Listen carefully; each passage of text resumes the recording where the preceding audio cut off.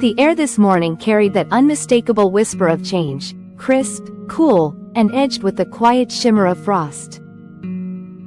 When I stepped outside, the garden looked like it had been dusted with powdered sugar. Every leaf glistened, every blade of grass sparkled. It was our first frost of the season, the official sign that autumn had finally arrived in full. The world was still, the sky soft and pale, and in that silence, the garden felt both alive and asleep at the same time. There's something magical about this moment each year, when summer's colors fade into the calm golds and silvers of fall. I had lit the fireplace early this morning, its warmth still lingering in my hands as I stepped outside to begin what I knew would be one of those quiet, fulfilling garden days. Not the kind filled with grand new projects or endless planting, but the kind where care and patience take the spotlight. A day for tending, shaping, and saying gentle goodbyes to the season that's ending. Today's goal was simple: restore order, trim what's overgrown, and give the garden one last act of love before winter's rest. The first task stood right before me, a topiary I had completely forgotten about. Hidden beneath a tangle of scraggly growth, it barely resembled the neat, sculpted form it once was. I smiled, almost embarrassed by how long it had been neglected. But beneath the wild branches, I could still see its shape, the memory of structure waiting to be revealed again. With freshly sharpened pruning shears in hand, I began the slow, satisfying work of trimming. Each cut released the scent of green life, that earthy perfume of renewal. Bit by bit, the topiary's original silhouette re-emerged, a three-tiered form, elegant and proud. The first few snips always feel cautious, but soon there's rhythm, confidence, a kind of meditative calm that takes over. The sound of metal meeting wood becomes a heartbeat, steady and reassuring. As I worked, the sunlight crept over the garden. The frost began to melt, turning the air dewy and bright. The veronica beside the topiary caught my attention next, tall, unruly, and spilling across the path.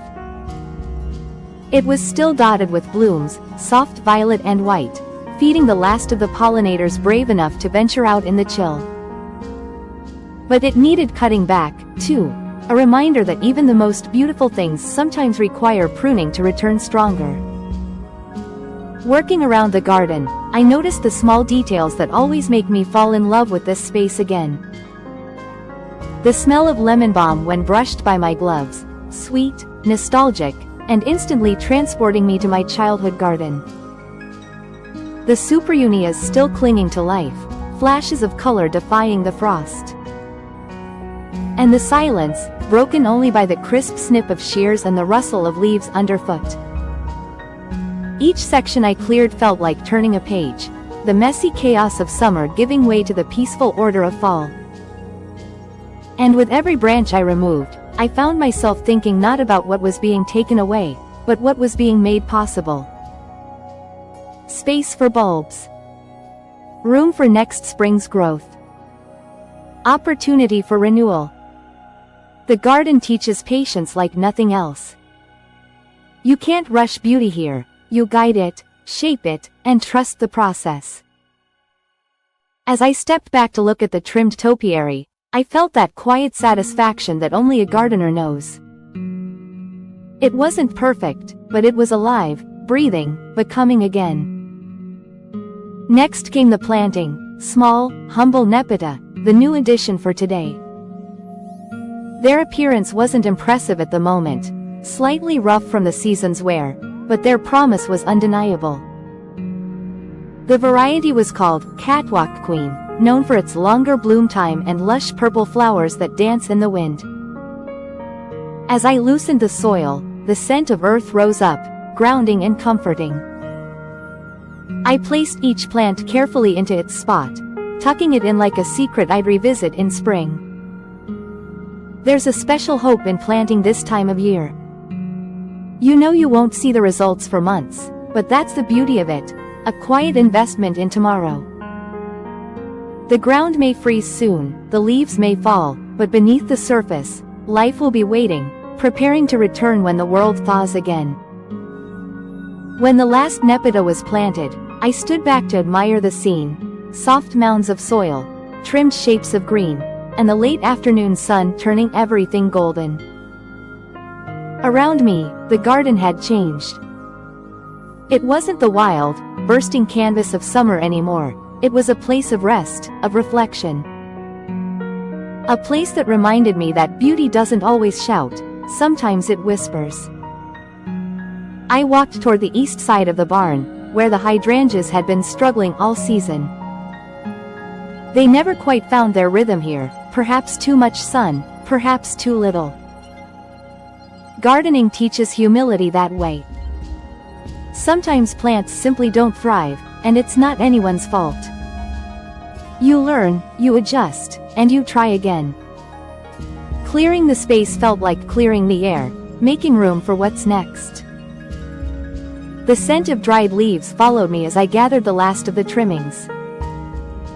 My gloves were stained with soil, my boots heavy with dew. Yet, there was a deep calm in that exhaustion, the kind that comes only when you've worked with your hands, shaping something real.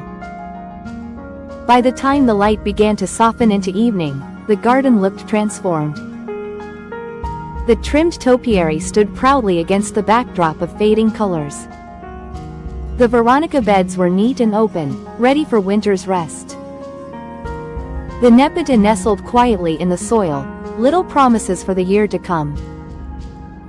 And though there was still plenty left undone, there always is, the heart of the garden felt whole again.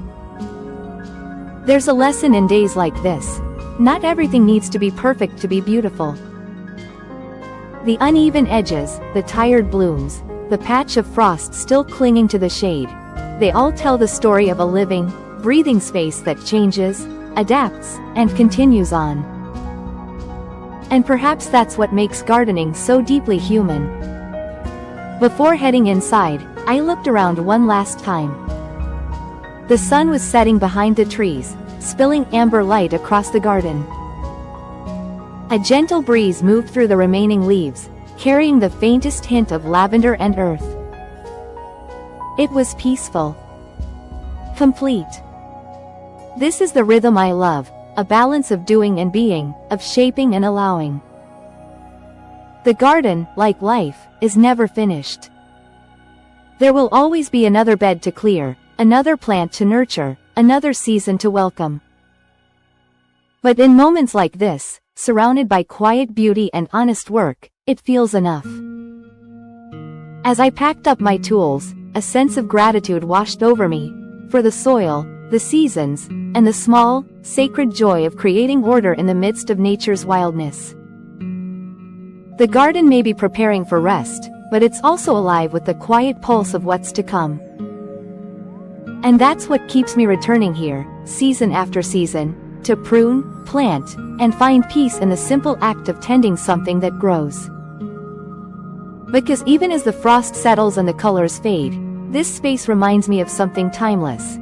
That every ending in nature is really just the beginning of something new.